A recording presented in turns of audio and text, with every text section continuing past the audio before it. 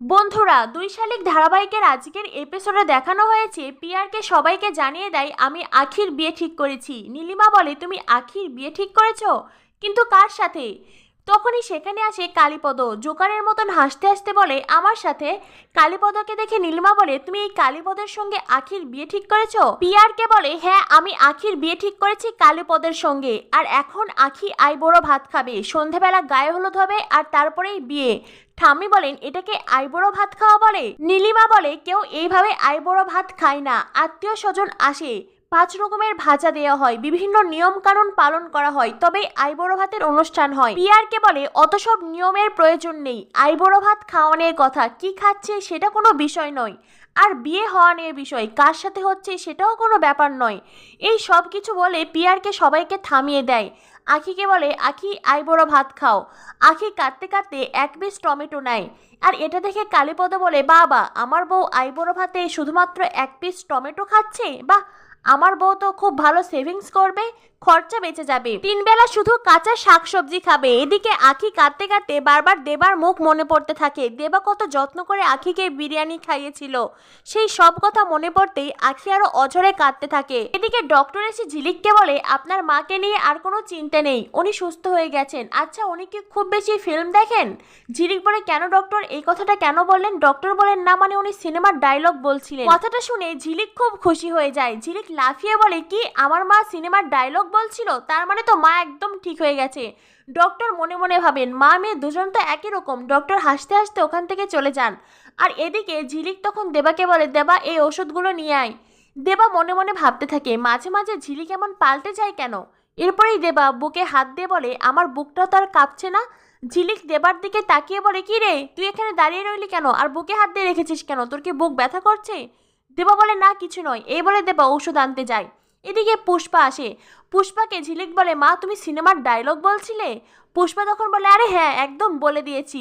এরপরেই পুষ্পার কথা শুনে সকলে হাসতে থাকে। ঝিলিক বারবার করে আখিকে ফোন করলেও ফোনে পাচ্ছে না। পুষ্পা ঝিলিককে বলে কিরে তুই এমন চুপচাপ রইলি কেন? ঝিলিক বলে মা আমার বন্ধু খুব বিপদে পড়েছে। পুষ্পা বলে তোর বন্ধু? মানে ওই তো যে বন্ধুটা একটু পরপর শুধু বিপদে পড়ে। তুই বরং একটা কাজ কর বুঝলি, ওই বন্ধুকে বলবি বিপদ তারিণীর পুজো দিতে, তাহলে আর বিপদ কেটে যাবে। ঝিলিক বলে মা ও কিন্তু সত্যি আমার খুব ভালো বন্ধু। পুষ্পা বলে তাহলে যা, বন্ধুর বিপদে যা। ঝিলিকের বাবা বলেন যা ঝিলিক যা, তুই তোর বন্ধুর বিপদে যা, বন্ধুর বিপদেই তো বন্ধু যাবে, আর ও হয়তো আশা করে আছে তুই ওকে বিপদ থেকে উদ্ধার করতে যাবি। ঝিলিক বলে কিন্তু মা আমি তোমাকে রেখে একা কি করে যাব? পুষ্পা বলে একা? পল্টু আছে, তোর বাবা আছে, আমি একা কোথায় রে? তখনই ঝিলিক ওখান থেকে চলে যায়। দেবা ঔষধ নিয়ে এসে দেখে ঝিলিক নেই। পল্টু বলে আরে ঝিলিক তোর বন্ধুকে উদ্ধার করতে গেছে, ওই তো সেই বন্ধু যে বন্ধুকে উদ্ধার করতে গিয়ে আগের বার হারিয়ে গিয়েছিল। ঝিলিক আবার ওই বন্ধুর কাছে গেছে, কথাটা ভেবেই দেবার মন খারাপ হয়ে যায়। এদিকে ঝিলিক ছাতা বাড়িতে এসে দেখে গার্ড দেওয়া। ঝিলিক মনে মনে ভাবতে থাকে এমন সব জমদূত কেন ছাতা বাড়িতে? নিশ্চয়ই পিয়ারকে কোনো ষড়যন্ত্র করছে, আমাকে বাড়ির ভেতরে যেতেই হবে। আমি বরং বাড়ির পিছনের দেয়াল টপকে ভেতরে যাব।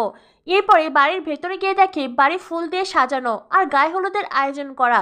এইসব দেখে ঝিলিক মনে মনে ভাবতে থাকে কালী পুজো তো শেষ হয়ে গেছে, তাহলে এই বাড়ির অন্দরে এইসব কি হচ্ছে? তখনই সেখানে কালীপদ নাচ করতে করতে আসে, হাতে গায়ে হলুদের বাটি।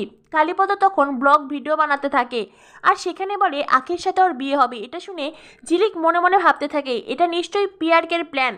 পিয়ারকে আখির সঙ্গে কালীপদর বিয়ে দিতে চায়, কিন্তু আমি সেটা কখনোই হতে দেব না। মা বলেন গায়ে হলুদ হওয়া মানে অর্ধেক বিয়ে হয়ে যায়, আমি এই কালীপদর সঙ্গে আখির গায়ে হলুদ কিছুতেই হতে দেব না। ঝিলিক পিছনে এসে কালীপদকে বলে স্ট্যাচু। কালীপদ পিছনে ঘুরে দেখে আখি। কালীপদ বলে ঠিক আছে, বউ যখন বলেছে তাহলে স্ট্যাচু। এই বলে কালীপদ আবার আগের ভঙ্গিমায় দাঁড়িয়ে থাকে।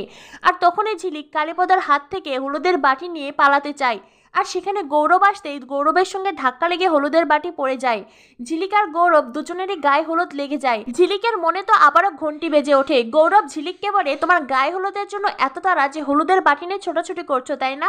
ঝিলিক বলে আমরা বরং এখন এখান থেকে পালিয়ে যাই। গৌরব বলে কেন? ঝিলিক বলে মা বলেন যদি গায়ে হলুদ লেগে যায় তাহলে নাকি অর্ধেক বিয়ে হয়ে যায়, তাই এখন যদি আপনাকে আমাকে এইভাবে হলুদ মাখামাখি অবস্থায় কেউ দেখে নেয় তাহলে ভাববে আমাদের গায়ে হলুদ হয়ে গেছে। তখনই সেখানে পিসিমণি আসে আর পিসিমণিকে দেখে ঝিলিক ওখান থেকে পালিয়ে যায়। গৌরবও ঝিলিকের পিছনে পিছনে পালিয়ে যায়।